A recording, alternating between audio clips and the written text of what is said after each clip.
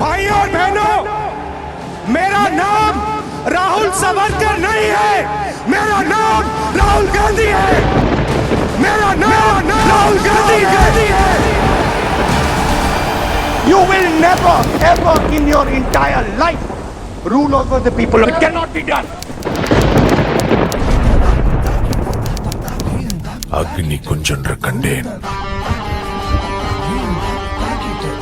அதை அங்கொரு காட்டில் ஒரு புந்திடை வைத்தேன். அன்னை இந்திரா அவர்களின் ஆட்சியில் தனியார் வசமிருந்த 14 வங்கிகள் அரசுடைமையாக்கப்பட்டு ஏழைகளுக்கும் கடன் வழங்க வழிவகை செய்யப்பட்டது. மன்னர் மானியம் ஒழிப்புச் சட்டம் கொண்டு வரப்பட்டு மன்னர்களுக்கு வழங்கப்பட்டு வந்த மானியம் நிறுத்தப்பட்டு அது மக்களுக்கு திருப்பிவிடப்பட்டது.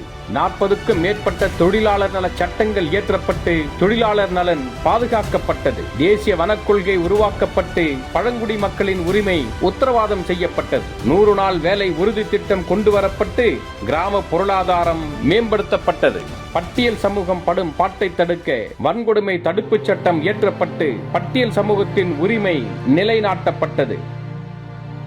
SC/ST துணை திட்டம் சிறப்பு உட்கூறு திட்டம் தீட்டப்பட்டு பட்டியல் சமூகத்து மக்களின் மக்கள் தொகைக்கு ஏற்ப தனியாக நிதி ஒதுக்கப்பட்டு பட்டியல் சமூகத்தின் நிலைத்த வளர்ச்சிக்கு வழிகாட்டப்பட்டது. பெண்களின் நலன் காக்க பாபா சாஹிப் அம்பேத்கர் அவர்களால் கொண்டுவரப்பட்ட இந்து சட்ட மசோதா காங்கிரஸ் தலைமையிலான அரசுகளால் படிப்படியாக நிறைவேற்றப்பட்டது.